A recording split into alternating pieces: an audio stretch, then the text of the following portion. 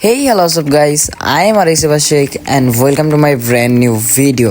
আশা করি আজকের video title এবং থাম্বনেল দেখে আপনারা হয়তো এতক্ষণে বুঝেই গিয়েছেন আজকের এই ভিডিওটা কি নিয়ে হতে চলেছে।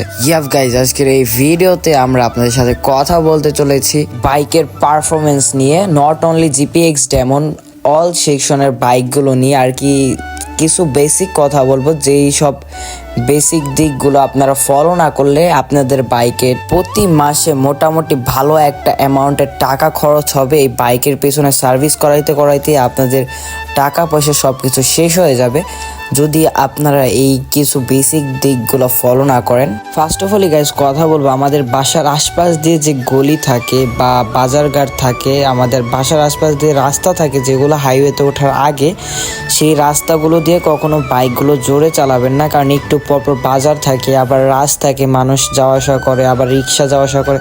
সেই জন্য করতে হয় কি আপনার বাইক স্পিড তোলার সাথে সাথে আবার ব্রেক করতে হয়। সেজন্য হয় কি আপনার ব্রেক ক্ষয় হয় বা অনেক ক্ষতি হয় এতে।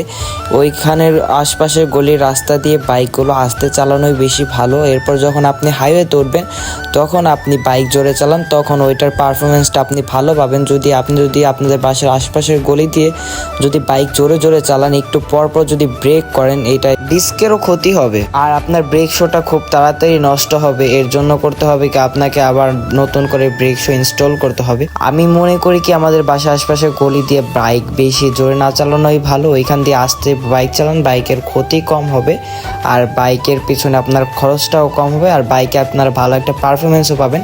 আর ওইখান দিয়ে ভাঙাও থাকে, যে কারণে বল রেসারও যেতে পারে। আপনার ভাঙা বা ভিট যদি মেরে দেন, আপনি ভিট বলতে বোঝা হলাম স্পিড ব্রেকারগুলোকে, আপনারা যদি স্পিড ব্রেকার বা ভাঙা জায়গাগুলো আসতে না গিয়ে যদি জোরে যান, এরপর স্পিড ব্রেকারগুলো যদি আসতে না গিয়ে যদি মেরে দেন, তাহলে আপনার গাড়ির বল রেসারও যেতে পারে। আর এটাতে আপনার গাড়ি বল রেসার যাবে এটা আমি শিওর, কারণ আমার বাইকেরও বর্তমানে বল রেসারটা চলে গিয়েছে, কারণ আমি কয়েকদিন আগে বিট মেরে দিয়েছিলাম, মানে স্পিড ব্রেকার মেরে দিয়েছিলাম। সেই জন্য আমার গাড়ির বল রেসার চলে গেছে, সেইটা খুব তাড়াতাড়ি পাল্টাতে হবে আমাকে। আর এইগুলো বিষয়ে আপনারা খুবই সতর্ক থাকবেন সব সময়, আর সব সময় খেয়াল রাখবেন বাইকে যে টুকিটাকি প্রবলেমগুলো যেগুলো হবে সেগুলো সাথে সাথে রিপেয়ার করে ফেলার চেষ্টা করবেন। না হলে পরে ভবিষ্যতে দেখবেন এইটা থেকে আরও বড় কোনো প্রবলেম হতে পারে, ওইটা থেকে আপনার পরে দেখবেন আরও বড় একটা কস্টিং যাচ্ছে। সেটার জন্য পরে আপনারা নিজেরাই দায়ী থাকবেন। যে সমস্যাটা যখন হবে সেটা তখনই সলভ করে নেওয়া ভালো। আর সবসময় চেষ্টা করবেন প্রতি মাসে যেন একটা করে মাস্টার সার্ভিস দিতে পারেন, তাহলে আপনার বাইকটা আরও ভালো পারফরমেন্স করবে। আর সবসময় চেষ্টা করবেন মোবাইলটা ঠিক সময় মতো ডান দেওয়ার, কারণ না হলে পরে যদি ওইটাতে আবার আপনি বেশি চালাই ফেলেন তাহলে এটাতে আপনার ইঞ্জিনের পরে ক্ষতিও হতে পারে যদি একটা মোবাইল দিয়ে বেশি কিলো চালিয়ে ফেলেন। আর যদি বাইক পারফরমেন্সে আরও কিছু কথা বলতে হয় তাহলে অবশ্যই আপনাদেরকে আমি বলতে চাইবো যে অয়েলের ব্যাপারটা।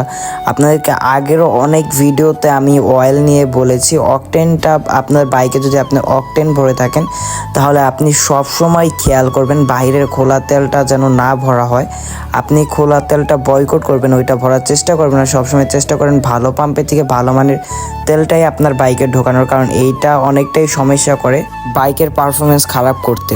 আর বাইকের পারফরমেন্স নিয়ে যদি আপনারা খুব বেশি চিন্তা করেন তাহলে আপনার বাইকের এয়ার ফিল্টারটা কিছুদিন পর পরই গ্যারেজে নিয়ে দক্ষ মেকানিক দিয়ে আপনার এয়ার ফিল্টারটা সবসময় পরিষ্কার রাখার চেষ্টা করুন। আর এয়ার ফিল্টারটা অবশ্যই সবসময় শুকনো রাখতে হবে, আর এটা নষ্ট হয়ে গেলেই চেঞ্জ করে ফেলতে হবে, নাহলে আপনার বাইকের পারফরমেন্সটা আপনারা খুবই বাজে পাবেন। আর এটা নষ্ট হওয়ার সাথে সাথে যদি আপনারা চেঞ্জ করে নেন, আর যদি ময়লা থাকে, যদি বাইকের দক্ষ মেকানিক যদি বলে এটা এখনও ভালো আছে, তাহলে পরিষ্কার করতে পারেন, বা এটা সবসময় শুকনো রাখতেই হবে, নাহলে আপনার বাইকের পারফরমেন্স আপনারা কখনোই ভালো পাবেন না। আর আপনারা যদি আপনাদের বাইকটার পারফরমেন্স স্পিডের দিকে অনেকটাই বেশি আপগ্রেড করতে চান তাহলে আপনারা অবশ্যই বাইকের জন্য যে রেসিং কয়েলগুলো থাকে সেগুলো ইনস্টল করতে পারেন বাইকে। তাহলে আপনার বাইক তুলনামূলক আগের থেকে অনেক বেশি স্পিডে চলবে আর আপনারা তখন ভালো একটা পারফরমেন্সই পাবেন বাইক থেকে। আপনাদের জন্য সব থেকে ইম্পর্ট্যান্ট একটা কথা, যেই ভুলটা অনেকেই প্রায় সময় করে থাকেন, যে জন্য আপনাদের বাইকের যে পাওয়ারগুলো থাকে সেগুলো নষ্ট হয়ে যায় আর বাইক থেকে আপনারা খারাপ একটা পারফরমেন্স পান। এইটার মূল কারণ হলাম, সব থেকে বড় যে কারণটা সেইটা হলাম আপনারা বাইকের যে ইঞ্জিন অয়েলটা থাকে সেইটার ব্র্যান্ডটা একবার এক একটা ইনস্টল করেন, একবার এক একটা ইনস্টল করার পর পাল্টাই ফেলেন। যেমন আমরা মোটলটা ইনস্টল করলাম 3বার, এরপর আপনারা করেন কি অন্য একটা ব্র্যান্ড হুটহাট করে এইটার ভিতরে ঢোকাই দেন, যে জন্য হয় কি ইঞ্জিনের একটা ক্ষতি হয়, প্রেশার পড়ে নতুন একটা ইঞ্জিন অয়েলের কারণে, আর তখনই আপনাদের বাইকটা খারাপ একটা পারফরমেন্স দেওয়া স্টার্ট করে দেয়। এই ভুল আপনারা আর কখনো কইরেন না, তাহলে আপনার বাইকের পারফরমেন্সটা একবারই লো হয়ে যাবে। আর সবসময় খেয়াল করবেন যে বাইকের চেনটা সবসময় কি মিলানো আছে কিনা বা এটা লুজ নাই, তো এইটা সবসময় খেয়াল করে নেবেন বাইকটা রাইড করার আগে, তাহলে বাইক থেকে আরেকটু ভালো পারফরমেন্স আপনারা পাবেন। আর যখনই মাস্টার সার্ভিস করাবেন তখনই সবসময় মাথায় রাখবেন throttle, body, fuel injector, carburettor এইগুলো পরিষ্কার করিয়ে নেওয়ার চেষ্টা করবেন, নাহলে বাইক থেকে খারাপ পারফরমেন্স পাবেন। যদি এইগুলো পরিষ্কার করে রাখেন সবসময়, তাহলে আপনার বাইকটা ভালো একটা পারফরমেন্স আপনাকে দিবে। আশা করি গাইজ আজকের এই ভিডিওটা দেখে আপনারা অনেক কিছুই বুঝতে পেরেছেন। যদি কিছু না বুঝে থাকেন তাহলে এই ভিডিওর কমেন্ট বক্স খোলা আছে, কমেন্ট করতে পারেন।